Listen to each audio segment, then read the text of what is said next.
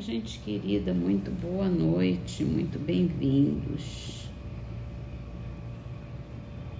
Começamos mais uma semana e o livro é Espiritualidade e Vida, de Haroldo Dutra Dias.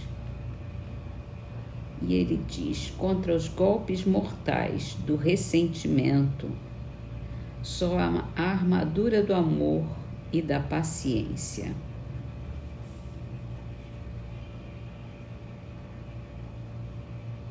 O ressentimento é uma coisa muito ruim para a gente. É a gente ficar mastigando, ficar ruminando aquele sentimento ruim que envenena a alma. E a gente tem que ter compreensão primeiro,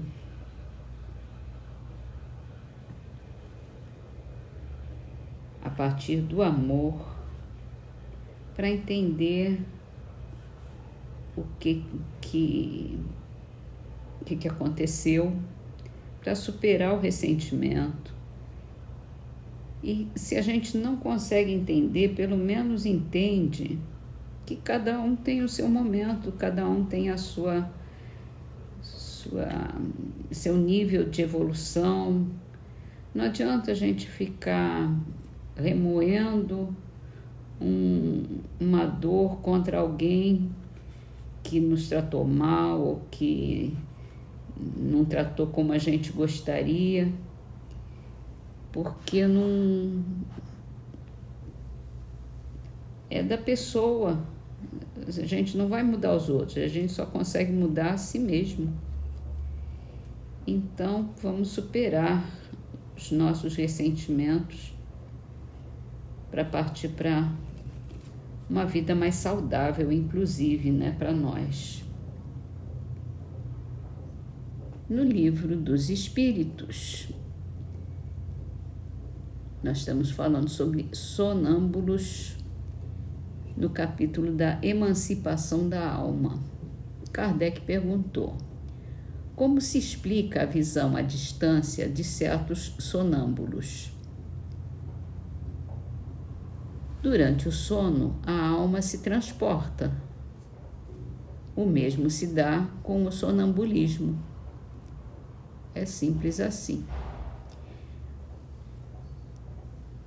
Quando a gente dorme, sonha, a gente sai do corpo, vai para onde quer, ou pelo menos para onde gosta. E no sonambulismo vai acontecer a mesma coisa. O corpo está descansando e a nossa alma está livre para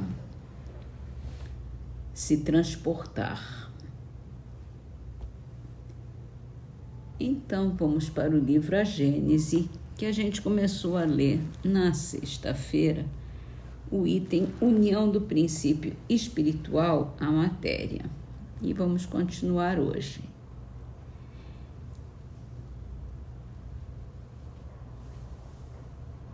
Desde que um espírito nasce para a vida espiritual, tem para se adiantar que fazer uso de suas faculdades rudimentares a princípio.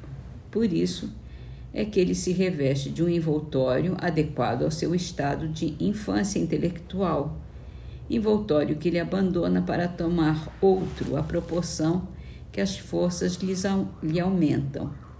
Ora, como em todos os tempos houve mundos e esses mundos deram nascimento a corpos organizados próprios a receber espíritos, em todos os tempos os espíritos, qualquer que fosse o grau de adiantamento que tivessem alcançado, encontraram os elementos necessários à sua vida carnal. Por ser exclusivamente material, o corpo sofre as vicissitudes da matéria. Depois de funcionar por algum tempo, ele se desorganiza e se decompõe. O princípio vital, não mais encontrando elemento para a sua atividade, se extingue e o corpo morre. O espírito, para quem o corpo, carente de vida, se torna inútil, ele o deixa como se deixa uma casa em ruínas ou uma roupa imprestável.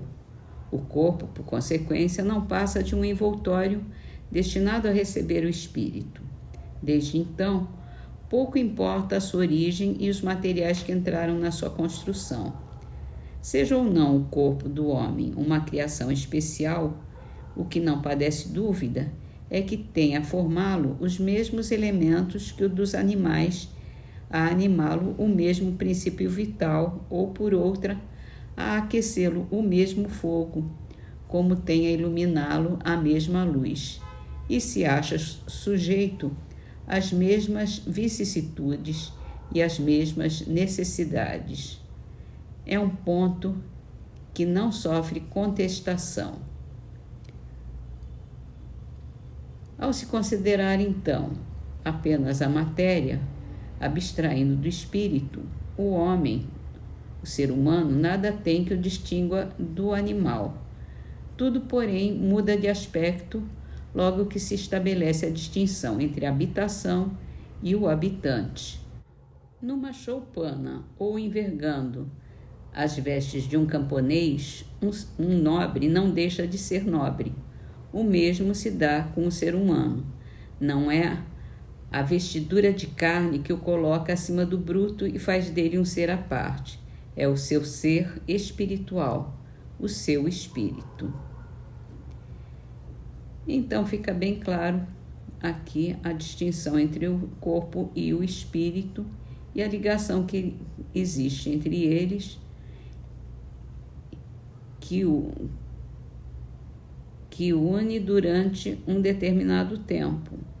O corpo, como é perecível, vai um dia acabar e o espírito vai continuar a sua vida fora do corpo, que ele não depende do corpo para viver. Ele só depende do corpo para atuar na matéria, aqui no... e até uma determinada evolução, porque quando o espírito se torna mais evoluído, ele é capaz de atuar na matéria mesmo, independente do corpo. Muito bem, vamos terminar as nossas leituras. O livro Orvalho de Luz, psicografado por Chico Xavier. Ramo de Trovas é a trova de Eugênio Rubião. Sofremos sim, mas nem tanto. A dor mais dura e feroz é a dor do orgulho ferido rugindo dentro de nós.